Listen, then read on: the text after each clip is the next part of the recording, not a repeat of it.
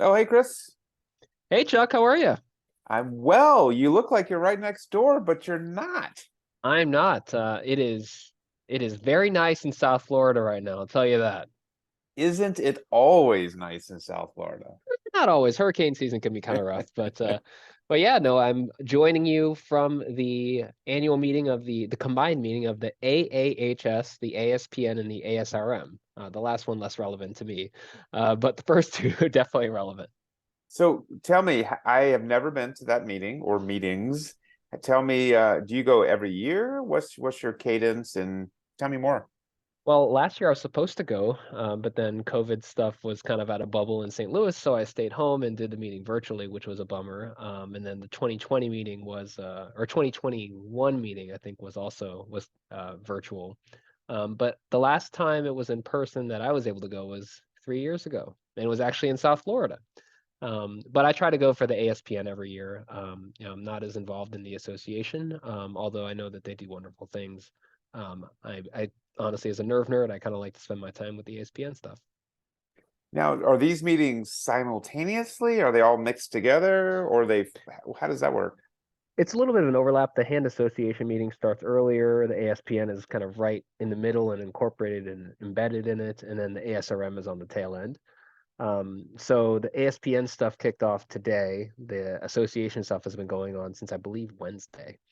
But it's been good. I've been able to see some friends and mentors and former trainees, now colleagues of ours, at our Wash You Hand program. So it's been wonderful. I love it. I love it. What are you speaking on? I had a presentation this morning. I moderated the session on the use of patient-reported outcome measures for nerve injury. I got swapped into the moderator role at the last moment, so I had to use my best Oprah skills to facilitate a good discussion, but that went very well. And exciting. We've got our partner David Bergen has a couple of podiums, so I was cheering him on for those. And one of our residents, our Rockwell Welbeck, is presenting a podium for our lab for her ORAF-funded resident research project tomorrow afternoon. And some nice posters for the lab as well. So it's a good showing for our lab. I love it. Yeah, I asked where Rockwell was this morning in Pete's conference. I was highly offended that she wasn't there, but then I learned she was with you in South Florida, Oh no, she's not here presenting. yet. She's Uh, not here yet. She's on her way. I don't know. I don't know what was going on there, uh-oh. but she hasn't arrived yet. Maybe she was en route. Busted. Okay. What else is going on? Not much aside from that. I think that things have been busy, as we've talked about in the past, all of the holidays and time away has made the clinics that you have remaining very busy, and I've been feeling that too. Yeah, I'm really looking to get back to a level, kind of level set, my practice. It's out of control right now, and I think it's just as we talked about the holidays, and but it's still overwhelming. I need it to calm down soon. What's new in your world? Nothing. My wife's having a big birthday this weekend, so we're celebrating that. Ah, the year of Talia continues. The year of Talia. Actually, the year of Talia begins today. Ah, Uh, okay. All right. yes, it is a Good. big birthday, and my big birthday happened during COVID, so we're gonna celebrate hers, and there'll be a few events throughout the year, and yeah, it'll be fun. That's great. Hopefully they'll find some time to celebrate you as well. Doubtful. Uh, yeah, So so I've run into several podcast fans, more than several here, who I think maybe they just recognize me when they hear my voice, as opposed to they seeing me in the hallway. But have had several folks come up and volunteer how much they love the podcast, and I tell them that you carry the load there, Chuck. oh, did you have any swag in your bag, Dr. D? I didn't. I was in a rush to pack for this one. I committed the sin of trying to fly out after a case, but then knowing there was just enough time where I probably could come home and pack. So it's a very rushed packing. So Oh, I know the no sw feeling. no swag made it this time, but I think we'll have a showing maybe at the academy, and then we'll see at the next Hand Society meeting. We'll see. That sounds good. So last episode, we talked a bit about claw hand, and I do think we're going to have a follow-up, but maybe we can talk about really briefly on a clinical topic, but kind of loop into how we think about practice development. So we had mentioned that pediatric or really adolescent elbow has become an increasingly large part of my practice. And it's just an interesting shift. I've been in practice a long time, and I'd say over the last couple of years, in an accelerated fashion, it's becoming a bigger part of what I do. So I thought it'd be interesting to briefly discuss. Yeah, absolutely. I mean, so did you intentionally were you intentional about having this shift, or do you think it just kind of organically occurred, either consciously or subconsciously? Did you put a shingle out saying I treat pediatric and adolescent elbow? I think, well, I know that you and I both have quoted Paul Mansky, and I don't think it's Paul Mansky's quote, but the life Okay, is, can definitely be his. all right, we'll give it to him. The life is not about creating opportunities, it's about recognizing them. And we talked about that for young surgeons as they start practice. And no one in our group really has done a lot of complex adolescent elbow reconstruction. And so that's fallen a little bit to me, which is fine. I enjoy it. And then that evolved, and those were just intermittent cases here or there. And that evolved a little bit into OCD treatment. One of our other sports partners, Matt Smith, also does some OCDs, but I've kind of, that's been becoming a larger part of my practice, and then that's evolved to more. So it's not something I sought out. I do like it. It's a weird thing. I'm sure you appreciate this. It's certainly a broad group of diagnoses, but many of which are unsolved, and I like that. I mean, look, nerve stuff is pretty straightforward. We know the answers, and so elbow is a little intriguing and a little black boxy. Oh, elbow is definitely black boxy, and I'm glad that you want to dive right into that black box. I guess I would ask you with this, like, we talked about recognizing opportunities. How did you at what point in this unfolding did you recognize this opportunity for a whole new subspecialty niche for you? And what drove you to do that? And then what'd you do when you recognized it? Yeah, I definitely don't have all the answers. Personally, it was just recognizing that no one else in the department, we have a large department, no one else really wanted to do this work. No one in the community and region was doing this work. And so it felt like an opportunity. Um, there certainly were discussions at some of the smaller, national meetings. So, for example, the Pediatric Hand Study Group, we would occasionally talk about difficult elbows, even a smaller group of us at the Hand Society. But no one had a lot of answers. No one was doing a lot of it, and so I don't know. It initially was not a focus of mine. In that there was nothing intentional being done, but as patients started to come, and how to develop that is part of the second part of this discussion. But as patients started to seek me out, it became more of an interest, honestly. How did you just have, because we're so focused on our day to day and very myopic many times in just getting through the day, getting through the week. Did you just look up and one day say, God, I've had a lot of these? Or did a resident, sometimes it's a resident or fellow that points it out saying, "Oh, I thought I was going to see so and so with you, but now all I'm seeing is this." And then you're like, oh, I guess I have done a lot of that. I think it's really the former. I always describe my practice as having three parts. One is the congenital hand part, another is the sports wrist and hand, and this clearly has become the third leg, in addition to the true third part, which I guess is bread and butter hand surgery. It just happened. The resident has pointed that out in the past, and it just happened. And now I'm at the stage where I'm seeing enough of it that I sort of feel like to truly help. I don't want to say solve, because I don't know that I can do that, but to truly help advance our knowledge on some of these conditions, I need a few more patients, right? For take OCDs, for example. I think I have a busy OCD practice with about 30 or so a year, and I believe that's a lot. I don't know that for a fact, but I believe that's a large number. And then these really complicated elbow, I'll just say in general, issues in the adolescent are less common, but more complicated. And so trying to share that information, trying to develop a way to let patients know that I'm interested in that is a tricky process.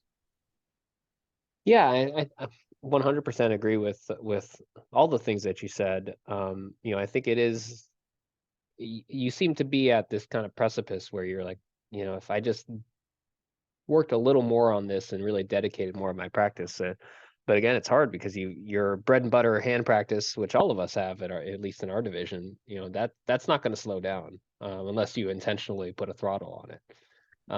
Yeah, I guess what I'd ask as a follow-up is, how do you start to get the word out? And, what are the channels that you work through? And how do you then organize your workflows and your screenings and everything to make sure that you're essentially getting what you want to see? I think that's a great question, and you certainly have some answers to that because you've done a lot of different things to build your name as a referral, referral location for complicated nerve. I'll give one example. Maybe 10 years ago, noticed a number of kids that had a radial head fracture that was largely cartilaginous, was underestimated on the X-ray, and led to radial capitellar posterior subluxation and rapid development of arthritis. So I saw 3 or 4 of those kids, and it's a devastating injury.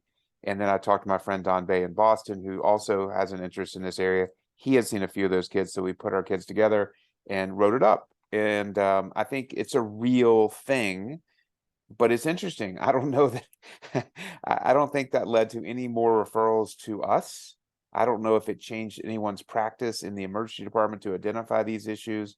So I don't know how the best, I don't know what the best way to let people know this is of interest. I don't know that scientific publication is necessarily the route, but sometimes it feels like the only route, and maybe it's continued publications on a special area. Yeah, no, that was actually a good lead into the question I was going to ask you, because I mean, that's the familiar route, that's the traditional route, but some would say maybe that's a bit anachronistic. The society's different now. The way we disseminate information is different. Even looking at something like, you get something in a journal, is it in an open access journal? Because that's what patients are reading. If you're looking truly to generate a lot of interest in this, I mean, you need to be optimized in terms of your search, easily findable and not behind a firewall. Because we had a patient come up to see us from Florida for a plexus injury, and they had done their research and they had pulled papers, but all the papers they pulled were open access. And ironically, one of the papers that this mother had pulled was one of ours that was open access. So that's where people are, and I'm wondering whether in 2023, whether it is through things like Instagram, TikTok, and whatever else the new medium is going to be, maybe that's the way to get the word out. So let's talk about a few of those things. So we've talked a little bit about publication, and I agree with your point on open access, which to me is never the first choice. In fact, it's often the last choice because it comes with my writing a check, and I haven't had, quote unquote, had to do that often. But I think you're right. Patients can access more, and that's important. Any other, before we change to different other ways to promote a surgery or a niche, any other things regarding general publications? Well, I mean, I think that publication is the way in our world of academia and societies to let people know this is something you're interested in, and especially if you're first to get there, you'll be cited more often, and if you build a small series of papers on the topic, then you become the subject expert. So I think there's a role for that. I think a lot of the ways that I think at least I have, and I think probably you have as well, approached developing reputation is using a combination of techniques. So not just the traditional academic way, but in some of the newer ways too. I think open access is really powerful. I mean, it is truly a shame that it costs so damn much. But that is how you get the word out. If the point of all of our efforts and our scholarship is so that people will read it, it's not just patients and families, it's practicing surgeons and practicing clinicians that are not at academic institutions and don't have access to all the journals. We take it for granted that we can log into our VPN and get whatever we need. I think that for people to really read it, the stuff that gains the most traction is the stuff that is available freely and openly. And I have no idea, I'm not an expert by any means in terms of where publication and scientific publications are going and how journals are going to maintain sustainability. But it is truly a shame that open access costs so much, unless you are funded through, certain grant mechanisms where they have to make it open access. Yeah, all true, all good. And I think you're right. It is about, if we're truly going to establish, expertise, It is about repetitive publications to build your name in the scientific community, but you also need to simultaneously build your name in the public space to generate patient interest in what you're doing. And so the other example we have here in St. Louis, that the first one that comes to mind is periacetabular osteotomies with John Clohessy, and I think that's been his approach, is just publications, speaking at national meetings. And it also helps if it's a procedure or a diagnosis that is particularly challenging that others really don't have an interest in doing. And if they don't have an Right. interest in doing that, then they're more likely to refer to you. Yeah, exactly. Exactly. And I think John was on the front end of the website thing too, which I think helped a lot in terms of driving patients to his practice. I guess the more I think generalizable or relatable topic to a lot of people who are listening, who may not necessarily want to be the world's expert in, adolescent OCDs, but just want people to know that this is something that they do and they're really good at, and refer to them regionally. How would you approach that? Like, are you letting your work speak for itself, which I think is kind of what the default position for many of us, or are you pounding the pavement on Pediatron's doors, or what are you doing? Yeah, I think traditionally it would mean my or you're going to talk at different hospitals in the, you know, 300 miles from St. Louis kind of deal. I don't think that's practical or honestly very doable today. So I think it is electronic connection, being in the Google search. And also, once you've been in a community for a while, you develop those relationships with other orthopedic surgeons, other plastic surgeons, other pediatricians, and I think those relationships grow, and physicians can turn to you as a resource. But more and more is patients driving their own referrals, and so that gets back to the Google search being on the first page. And how do you do that? Publications certainly can. I think what's worked for me in congenital hand and continues to pay dividends is my blog. There is no question I get it's about 3 or 4 random emails a week from patients, and some of these are from foreign countries where they're just looking for a little insight. Some of these are from closer, where they might come to see me for a visit, but the blog has paid dividends. How do you handle? Because I think what's um, one of the hesitations that some folks have about engaging in some of those non-traditional means, like a blog, like social media, is how do you handle the medical legal risk that comes with that, on top of obviously the tremendous amount of time and effort and energy that you put into it? Yeah, the time, effort, and energy are tough. I think doing it in a HIPAA compliant way is obvious. You need to do that.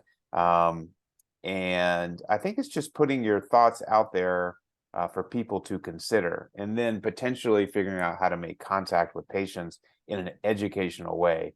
I have never found it helpful or necessary to say something negative about anyone else. There are those that will. And so far, there's never been any negative consequences, at least to my knowledge. But I try to just be honest with patients, and if they have a physician they're working with, I may suggest they ask the right questions. How often does the physician see this particular problem, and are they particularly interested in it? So lead the patient to ask the right questions, but I'm not going to say anything negative about anyone ever. Right. No, obviously that's I think that's the approach. But as you mentioned, not everybody follows that. You mentioned gaining a reputation, locally and regionally with, referring clinicians, therapists, and physicians. How long do you think it takes to get that type of, and forgive me for using this term because I can't think of a better one, market penetration, in terms of like your name being like, hey, Chuck Goldfarb is the person for adolescent OCDs in St. Louis and the Midwest? Yeah, I certainly don't know if I'm there for that particular diagnosis. And you're right. I neglected to mention therapists previously. Close relationship with therapists, or at least the understand. It doesn't have to be a close relationship.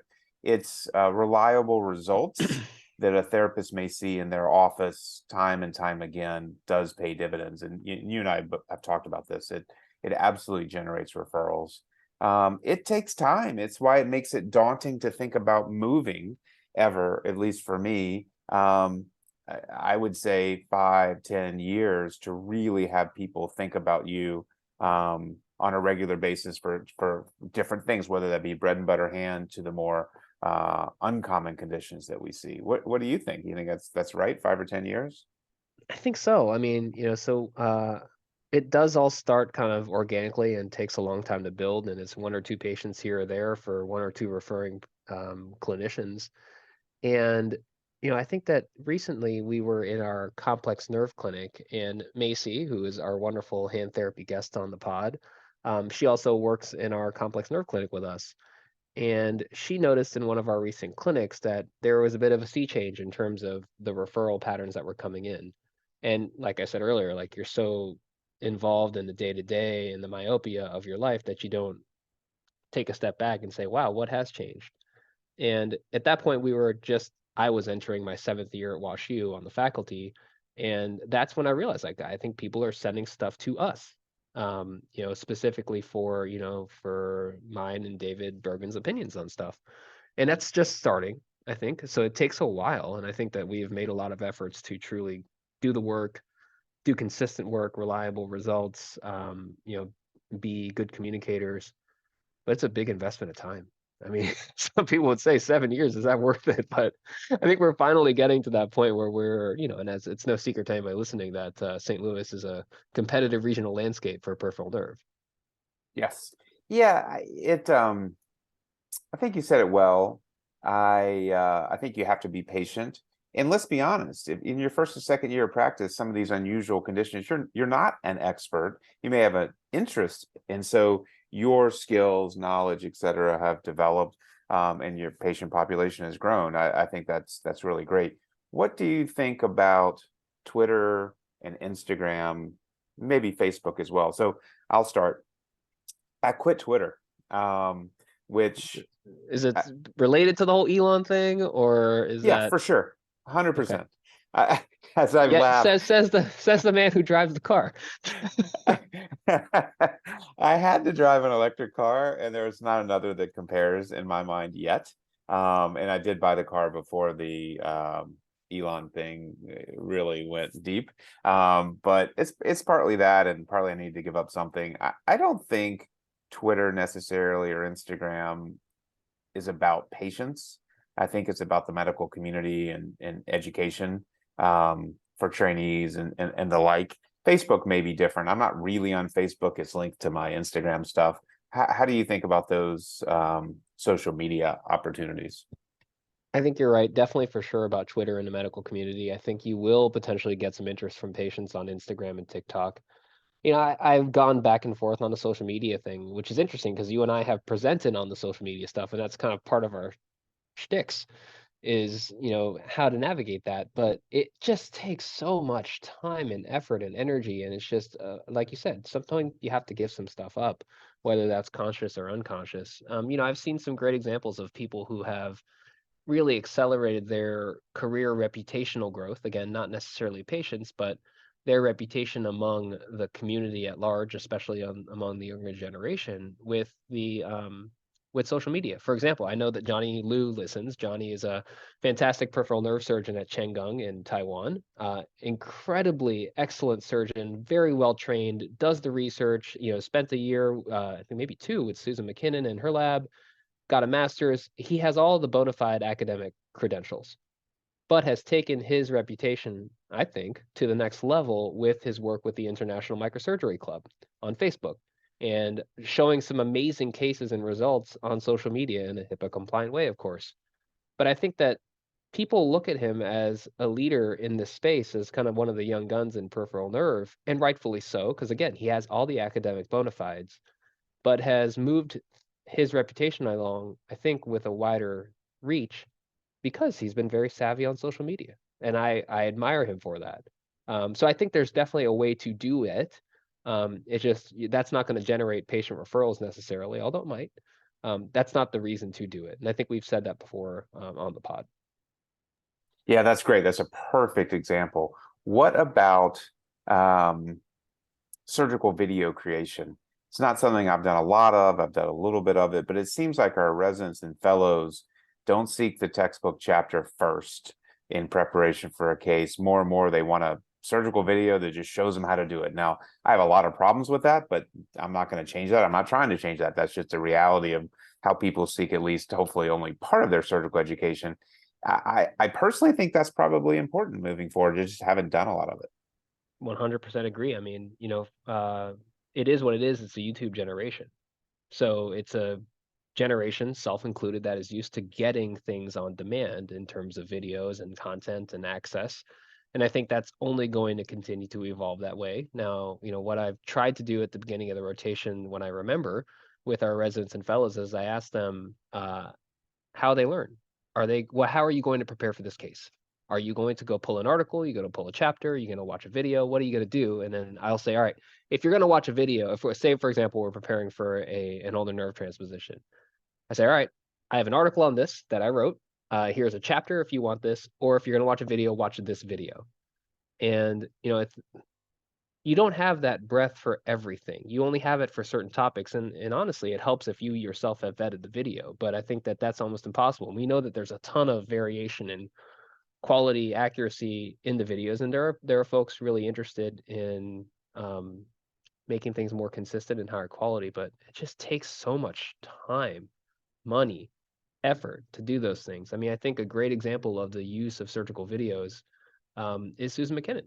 I mean, Dr. McKinnon was already going to be one of the greats and legends in peripheral nerve surgery, but I think her reach and her legacy has been solidified by just the incredible quality of content and volume of content that she has provided over the last 10 years. The number of people that have watched her videos is incredible. I remember going to India as for our microsurgery experience, and then having them watching the video of the nerve transfer that Dr. McKinnon had done. So I mean, it's an incredible reach, and her work is fantastic. But I think that and she will admit, and she's told us how tough it is to produce something of that quality. It is hard. So in terms of thinking of all the things that we need to do as educators, now we have to make videos too. And I'm not saying woe is me, but because if we're gonna make something, it's got to be good, and that's just hard. That's exactly right. So let's close, if you're okay with that, with maybe 2 or 3 things that we are doing that we think is important and will continue to do to develop our niches, and maybe one thing we're considering doing more of in the future. Does that sound okay? Sounds good. You have to go first since it was your idea. Oh, that's good because I got an easy one. I think the first and far and away the most important thing is take great care of patients. You do that first, and the therapists in your community will see it. The referring physicians will see it. If you take the good care and good personable care of patients in the long run, that's going to benefit you. The question is, are there shortcuts to speed the process? Yeah, 100%. I think that continuing to do the work is one of them. I don't remember the entirety of the structure of your question because I was so intently listening to your response. But in terms of things that I want to do to get better, we're really trying to focus on the education piece for patients. And I think that that is something that will help us move forward, I think, in terms of being known in the patient community and the patient advocacy community at large, is if we get better at the education piece. And, we've partnered with the United Brachial Plexus Network on some of our education projects and grants. And that's something that will take a few years to see to completion, but I think that's what we're going to move towards. Building on that one, I would add that patient education is a pure, good way to help the medical community. And so that's what my blog is. It's not about self-promotion, although some people may see it that way. It really isn't. It's about sharing my thoughts on different conditions and trying to provide a patient-friendly educational resource. And that's what it's done. And I recognize that the time spent, if you're going to measure by the number of patients received, is not worth it. It feels good, and it does stand the test of time. So that, for me, is something I have done and what I will continue to do. Yeah, and I think the biggest thing, if you're looking to truly move the needle and look at, number of patients seen for a certain condition, probably the best yield is to talk to not necessarily referring physicians all the time, or if following up with people and just saying, hey, Dr. So and so, or hey, therapist so and so, thank you for sending this patient over. Here's the standard note, but if you happen to have a cell phone number or a call, email address, people really appreciate those extra steps. And it's just, it's one domino at a time, and then it comes. And I'm still in the process of trying to navigate that. But I think if you are able to do that, that's probably the biggest bang for your buck. I think that's right. From a local build your name process, there's nothing better than that. And it is about personal touch. You and I are in a position where we can and should build if we can build a number of patients, we should report the findings. We should publish our results. It's the way we move things forward. And small retrospective studies are not the way to do it, but they're a starting point. Registry work, which we're both interested in, is more effective, and also builds a community. People typically across the country. So that's been something that I think has been very important for me, and something I'll probably look to do with the elbow as well. Right. And and you mentioned it, but it should not be underemphasized that you have to start with a small retrospective series. You can't get the big money to do big grants unless you have something published out there. And yes, from a scientific rigor perspective, the prospective stuff is the way to go, but you got to do it all. You got to be able to publish with what you can. And sometimes that's your own patients, other people's, stuff that's publicly available. But you got to do the small stuff in order to get to the point where you are ready for registry stuff. So Anything you're going to do differently in the future? Are you thinking about more videos? I think about it. I think about it all the time. I mean, I would love to just say, hey, just go watch this video that I made because this is exactly how I do it. But I wish I could. It's just another thing. And we've talked about just adding more things to the plate, but I don't want to put something that is, not the highest quality, that's not reflective of ultimately what we want to represent. Now, whether it's better to have nothing, I don't know. What about you? Videos before we close out?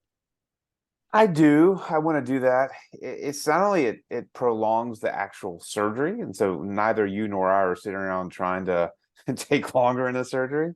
And then the cost to have it done well. iPhones are great, whether they're good enough to produce a video that we're proud of. I'm not sure. Maybe an iPhone is, but you still have to have someone shooting the video. So yeah, I want to do more of that. Shooting and editing, and I tried to wear a GoPro my first couple of years in practice, and my neck hurt first off.